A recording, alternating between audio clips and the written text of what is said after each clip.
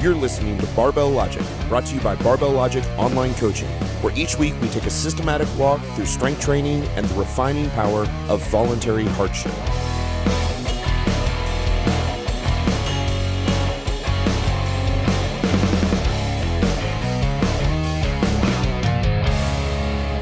Welcome to the Barbell Logic Podcast. This is another Principles edition, and good Sunday morning to you. I'm here with my brother Chris, and we want to talk a little bit today. You know, we are a habits-based service. We spend a lot of time talking about how to develop good habits, but we haven't really ever broached the subject about how to break bad ones. And so we're going to give you our thoughts on how to break bad habits today. So I'll let Chris start this thing up. Yeah, so I recently finished a book, sort of classic, Chris. I'm going to give you two book recommendations that I just thought were fantastic. One I read a while ago. It's called The Power of Habit. Yep. It's a fantastic book. But by the way, it was a super famous book. I mean, the guy, it was a New York Times bestseller a few years ago. Yep. It's very common. And so is this one. I think this one's a pretty famous book. It's at least extremely popular amongst investors right now, and it's called Thinking in Bets by Annie Duke. Okay.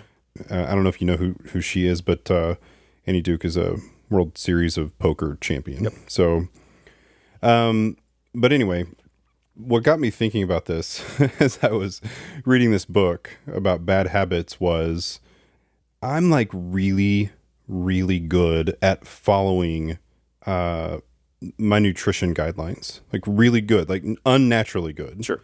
I just normally have the ability to eat whatever I say I'm going to eat, and that's all I eat. Yeah, you're one of those guys that's kind of like a robot with stuff like that. Like it's pretty, yeah, I can pretty much just do it. Do you think you enjoy food a little bit less than some of us? Certainly.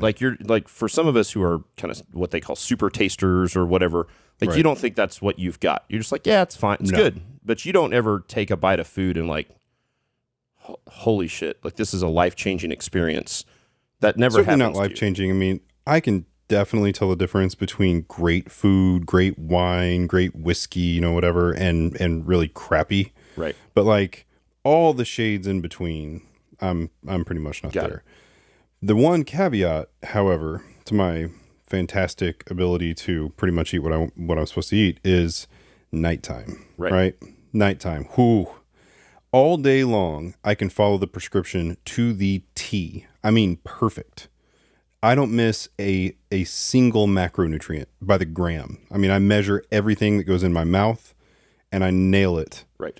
Then the kids go to bed, and my wife and I sit down and watch a TV show or something, or just hang out, and the cravings just come piling on. It's like whatever I did at that point in time, up to that point, my body's going like, oh, you need like all the sweet food or fatty food or salty food or whatever. And so I had just finished reading this book, Thinking in Bets, and she was talking about how, people say stuff all the time that they don't actually, they don't know. Like they don't actually know a thing, but they'll state it as a fact. And if you're hanging out with people who are like poker players, they'll typically say like, want to bet? That's right. And the second you have to put money on it, you go like, oh shit, wait a second. How do I know that? Where did I get it from? Yep. Like it causes this effect. Well, flashback several years ago when I was reading a little bit about behavioral economics and this whole theory around, if you want to just if you want to do something that you're having a hard time doing, or you want to break a habit that you have a hard time breaking, in my case, night eating. I would like to not put a single thing in my mouth after my kids go to bed at night. Like that's it. And so what you can do is, for some people, if you're highly motivated by money, you could put money on it. And you could you need somebody to hold you to it. So in this case, it'd be my wife who's hanging out with me. So if I'm not, you can't really do it yourself, or you'll let yourself off the hook. So that doesn't work. But what money is also not particularly motivating to me. Never has been. Like I can accumulate it quickly, but that's part of the game. That's math and whatnot. Sure. Like I don't care about that. But there are things that matter a lot to me. And there's another thing here that matters, and I think adds a little bit of weight to this, which is we hate losing more than we love winning. In fact, we hate losing 2 times more than we love winning. This is a stat from the book for humanity in general? Absolutely. Okay. It's been measured many times over. Okay. And we can prove it many ways over, which we may talk about at some point. But we hate losing. Yes. And while we like winning, once you've won, it doesn't really stick with you. But once you've lost, days might go by. Depends, on the kind of thing you've lost. And so for me, I like the idea of if I put something in my mouth, I want something terrible to happen. I like rather than win something, I just want to I want the worst thing that I can think of. And so you almost have to, gather things and write them in your notebook. If you I have a notebook I sort of carry around about things that would just be terrible, like great ways you could leverage that stuff. For me, self-induced punishment. Self-induced punishment. Right. For me, there's a particularly easy one, and we're not going to go off on a political track right now, but if I had to make a donation to a certain organization that, let's say, I absolutely loathed, to my core. Right. And I had to look up, so for me, it would be if you do a political donation, if it's under $50, it's anonymous. You can do it anonymously. You can't have my name stuck with these types of things. But if I had to do it, the $50 does not matter to me at all. It's the donation. But who I'm giving it to matters a lot in my head, right? And so I told my wife, I was like, listen, if I put anything in my mouth at all, except for water, after the kids go to bed, I'm going to pre-write the check. I'm putting it in an envelope, and you're in control of it. You have to mail it. Okay? And she's like, all right. She's on board, 100%. And I have not put a thing in my mouth after the kids go to bed. For how long? So far it's been about a week. Okay. So we got to get another 3-4 weeks in to know it works long term. Yeah, we have to see how far it goes, right? I've done this before, and typically it's just a matter of keeping it at the forefront of your mind and weighting it as heavily as you can. Sure. But it's a neat little trick, and for everybody, it's different, right? Like some people are just totally apolitical, or money's a good enough thing, or maybe they want to win something. So if they do something for some consecutive period of time, they're going to be able to go on a special trip or buy something that they want or something. Sure. But whatever it is that you do, when it comes to breaking bad habits, I find that whoever your life partner is, that person is probably a good person to hold you to it. Right. Or buddy or whatever. But one way or the other, you need somebody to hold you to it. There. That's where the accountability comes in. And then it really works better, about 2 times better, in fact, for it to be something that is miserable if you fail. You don't want to lose. So it's something you don't want to lose. Yeah, that makes sense. I think one of the things that's important to recognize is that for you don't really see, you're a pretty binary person the way you think, right? Like there's not a lot of, and what I mean by that is you can actually think about food often in terms of like good and bad. And I think that's a slippery slope for food in general. It works for you because you're like a bunch of the rest of us that you're just a little bit on the autistic scale. And so that the zeros and ones work pretty well for a guy like you. There are definitely bad habits that I have seen my friends and family break, and that I have broken, that I think everyone would assign some level of morality or unhealthiness to it. So for example, like a buddy that gave up smoking, like he was a lifelong chain smoker. The guy was going to die from COPD if he kept smoking. Yeah. Yep. And so, this isn't about like, hey, I need to punish myself if I go eat ice cream. For you're right now, we're heading into summer. You're about to go on vacation. Your training is really good. You're as strong as you've been since your powerlifter days 15 years ago. And so I think for you, it became one of those deals where it was like, you use it to help you reach the goals you're trying to reach right now, which is to both look really good and perform really well and be really healthy and feel great, right? And so, and so if you take something like smoking, for me, this may surprise our listeners, I have dramatically cut back on the amount of alcohol that I've been drinking. Yep. Now, let me be clear. I never or very, very, very rarely will drink to the point that I would be drunk or someone would consider me, or even drunk enough to where like I would test as drunk for like a blood alcohol test for driving, right? I just don't let myself get there. For me, the alcohol there are two parts to the alcohol bad habit in my life. One is that I think that a lot of people, I actually think that probably most people use alcohol this way, but they don't say it this way. And when I'm going to say it this way, it's going to sound like a bigger problem than it is, right? I will often self-medicate with alcohol because I'm so stressed and I just want to chill a little bit. Now, when I say that, I don't mean like, hey, I want to escape my problems and let me have 8 drinks of alcohol. I'm like, hey, I'll have a glass. Now, what most people do is they're like, I just do that at 5 o'clock at night, to take the edge off. Hey, that's the same thing, kids.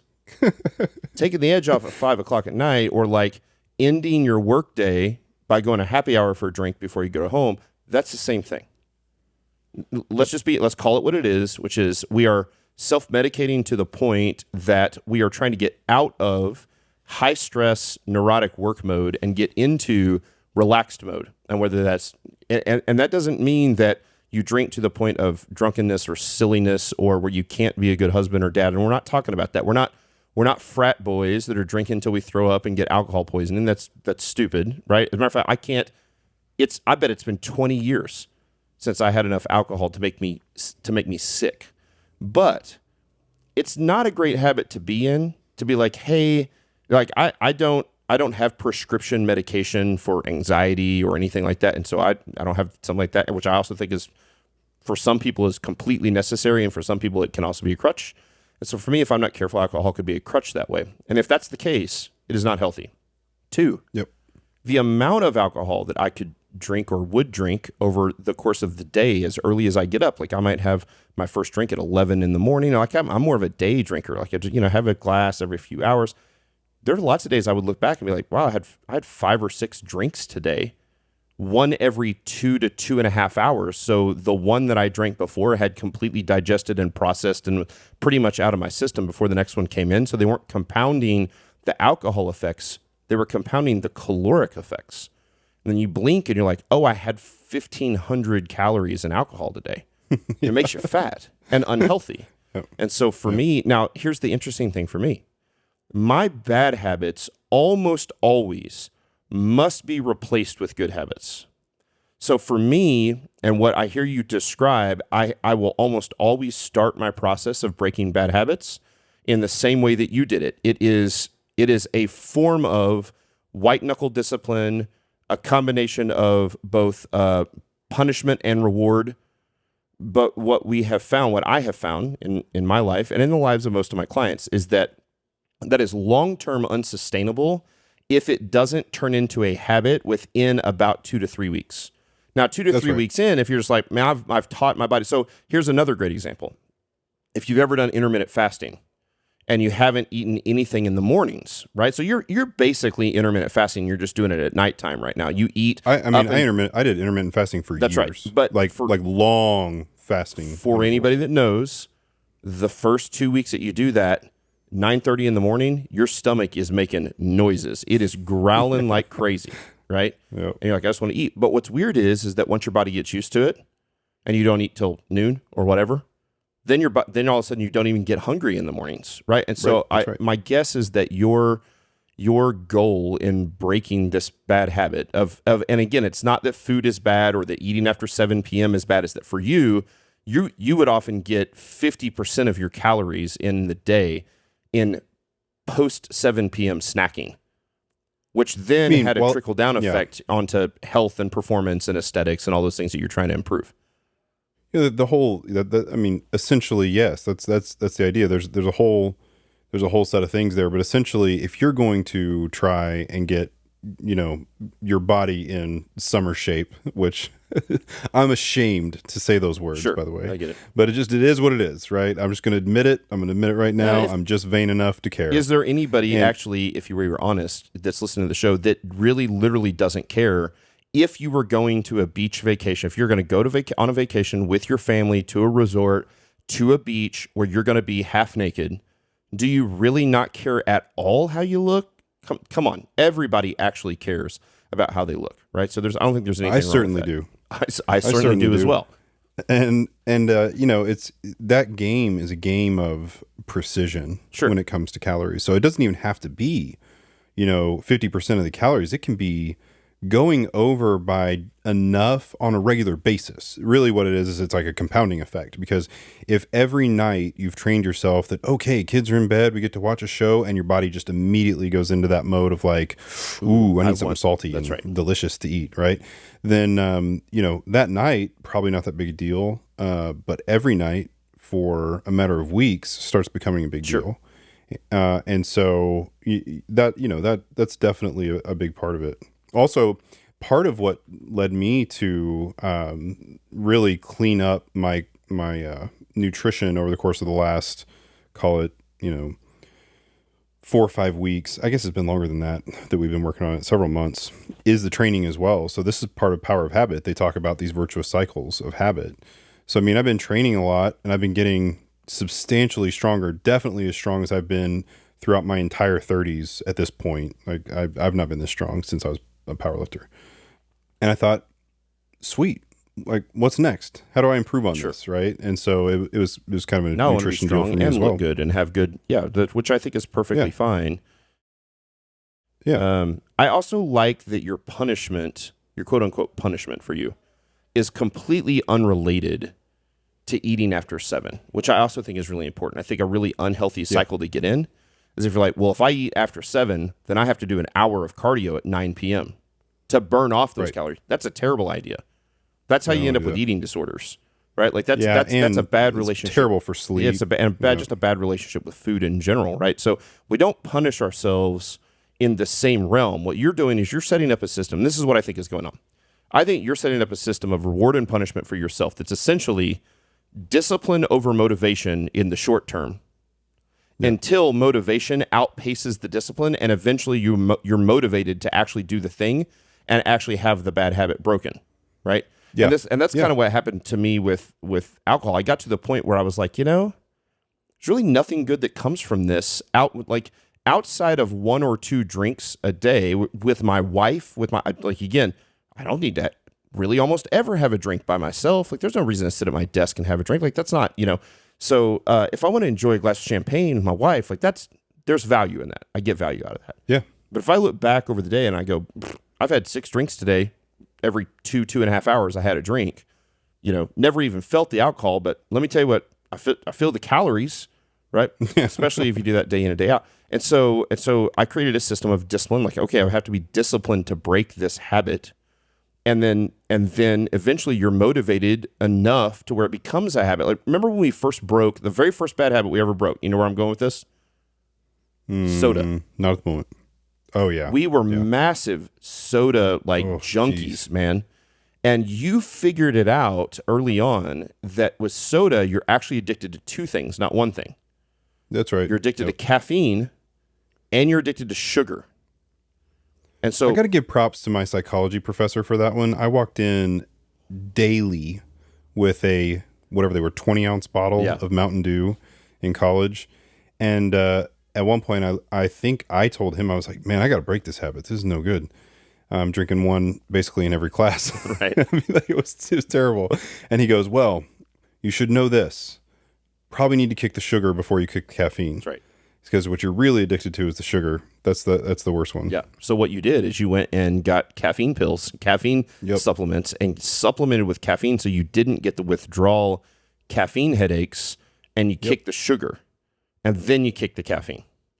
It made it much more Classic Chris, easy. by the way. Like zero concern. I've talked to people about this before, and they look at me just like I'm crazy. They're like, you went and purchased caffeine pills, which sets off all sorts of alarms for most people, but has zero effect on me whatsoever. Right. And they're like, caffeine pills so that you could stop drinking soda? That's terrible. You traded one thing for the other. No, I didn't. In fact, it worked. I found the 2 different molecules that were causing me to and in fact, now I'm on neither. Addicted. Now I don't take caffeine. Now I'm on neither. That's right. Yeah. That's right. Well, I mean, think about it. Smokers do this. This is the common way you kick smoking. You're addicted to the habit of smoking, of taking the smoke break, of going outside. Of it's like water cooler time. You go out with your buddy or your friends and you talk about the boss and you smoke a cigarette, and you're addicted to the process of the smoke. Yeah. And so they supplement with nicotine patches, nicotine gum, nicotine whatever, and they keep getting the nicotine and they break the smoking habit. Yeah. And by the way, I would argue that nicotine is probably the least, that's the least of the problems with smoking. The problem with smoking... I have never found nicotine. I know it must be, and I've read articles about it, but when in the years where I was having to concentrate for extended periods of time, I would get nicotine patches or lozenges usually, and use them every so often to just get into like a really deep concentration mode. And there was definitely a period of time where I would use one maybe once a day or something like that. And then I was like, I wonder if I can just kick this cold turkey. And I went off of it and never thought about it. Right. So now that's one We're not person. recommending it's that. Anecdotal. We're not recommending I'm definitely not recommending it. But for somebody that smokes and is covering their lungs in tar. Yeah. And also is addicted to nicotine. And what will tend to happen is the withdrawals and the chemical addiction is to nicotine, but the emotional psychological addiction is to the smoking. Kick the smoking, kick the tar habit, get the lungs cleaned up, and then wean yourself off of the nicotine. Makes more sense, right? Yeah, and I do think breaking down those habits into their component parts is useful to think about. I mean, really, when you're smoking, you're actually addicted to MAOIs, and nicotine, and the experience. You know, we know that it has like this big multiplicative effect. Sure. But with anything, right? Like really, part of the thing you're trying to do is you cannot white knuckle forever. Nope. So, I mean, like you're totally solid on that. Like that's not going to work, right? For me, like this type of habit, eating at night or whatever, it doesn't take that much effort. It's mostly a question of if I don't think about it and I just do the automatic animal thing that I want to do, I'm going to go eat something probably salty. Right. Unfortunately, I have this terrible thing. Maybe some of you that are listening have this too, that if I have something salty, I really want something sweet. See, I want something fatty. And then I like tortilla chips and cheese. Oh yeah, then you want. I get that. Yeah. Then I really want something salty. Yeah, right. Sure. You know, and that's a damnable process because it just keeps going. That's like, right. Need something sweet to take out that salty, and it just keeps going. So, like, really, for me, and I've done this before. I've stopped eating at night many times, and after about a week, any cravings just go away. They don't come back. Right. And I'm fine. And I'm totally fine. Same way with intermittent fasting in the morning. Yeah, that's different than kicking a habit like smoking, but at the same time, many of the mechanisms are the same. If you can load up your process so that it has other consequences to you that are maybe more immediate. Like in the case of smoking, a lot of the effect is longer term, not shorter term. There may be something totally freaking miserable that you can think of to do to yourself if you know, or some great reward, you know, whichever way you choose to go with it. But there are many ways that I can think of to economically weight, you know, whatever it is you're trying to break, and it definitely takes some accountability, and accountability cannot be you to yourself. Right. No human can really do this. You need somebody, and then you need some way to add something to it, and I think that can be really, really effective. Betting isn't bad. I mean, like for a lot of people, even just the loss of you know, if you put a $10-15 bet on you're going to stop doing X, or you're going to, you know, break this habit with a friend, it may feel worse to just tell them that you didn't, you know, that you broke the habit, or they catch you breaking the habit, than the $10 or $15. But the fact that you put something on it at all makes you examine it. It's just part of our psychology. Sure. Yeah, that's good. Yeah, for me, coming back to the food, so I'm in a spot right now where I'm eating really clean, and my alcohol consumption is really low, and I'm training consistently. And for me, the training drives the good choices with the things I put in my mouth. Now, for some people, I think it's the opposite. People who don't, and part of this is that I really enjoy training, but I also really enjoy good food. And so for me, when training is good, I start to think about food literally more as fuel. I start to think of myself like I'm an athlete. even though I'm really not anymore because I'm old. And I remember what it was like to be an athlete, right? Like, and you do too. Yeah. You were a pretty damn good athlete. And back when I was a professional strongman, that's kind of your whole life. And so I'll never be able to get back to that level. I'm not ever going to be a professional strongman again, but I remember what it was like to kind of have those things both in balance, and I remember what it was like to have those things out of balance at the other end of this pendulum swing, where everything you ate was only about fuel, and all you ever did was think about training, and it was kind of everything. And so for me, it becomes, this word is kind of a cheesy hippie word, but it's more about kind of harmony and balance in my life and make sure that those things line up. And so I enjoy training, and I enjoy making progress in training. And right now I'm training very consistently. I've changed my schedule around. So I'm training in the mornings. And in the past, I've kind of shunned training in the mornings because that's my good brain power time. But if I don't train in the mornings, something will happen in the business or life or something that will derail training in the afternoon. So I have to train in the mornings. And so what I do is I get up in the mornings now very early, and I get the urgent stuff out of the way I don't tackle any like crazy stuff, and I don't tackle massive important stuff and CEO stuff. Like I do my online coaching and respond to a few emails, and then I make my pre-workout half the time it's a shake, half the time it's like eggs and some sort of mixture in eggs. And by 8:30 in the morning, I'm training.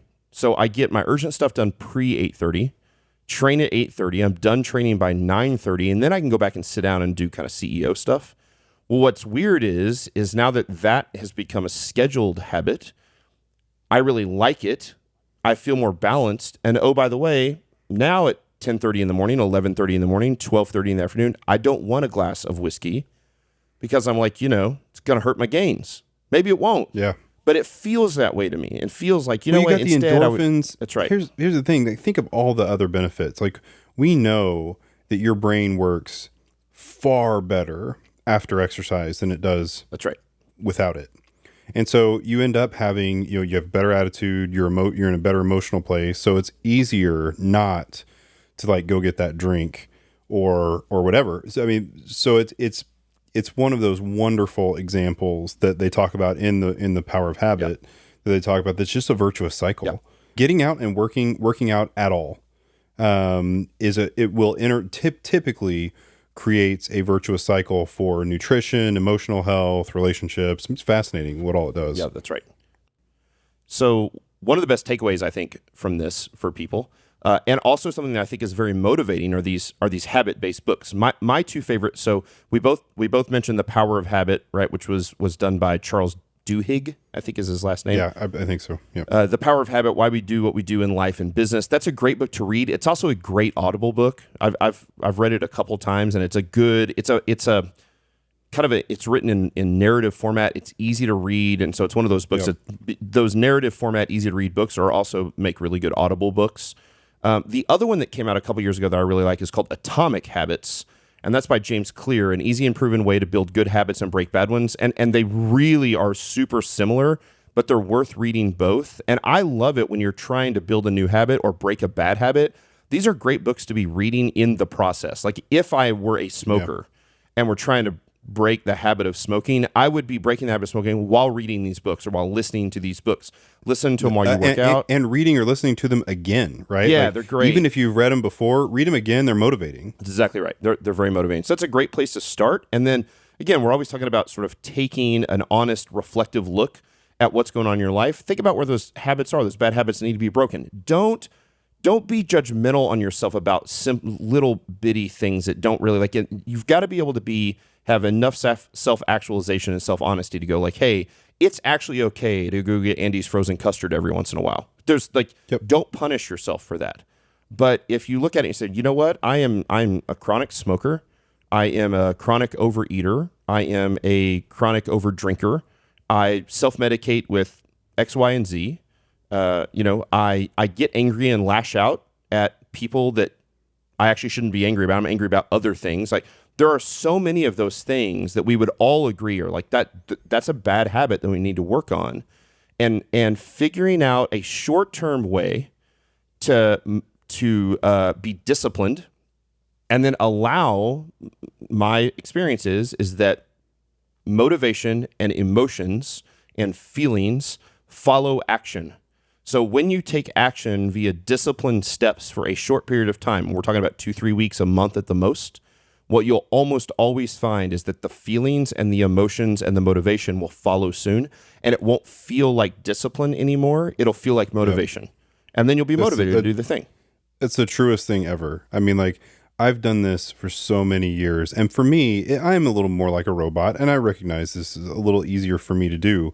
There are still plenty of times where things just don't feel good or fun, and I've noticed that if you implement the thing for a while, it changes. Emotionally, the rewards hit you afterwards, and then it doesn't take anything to like, you just enjoy it for what it is. Yeah. And it's a huge deal. Yeah, you know what's gross?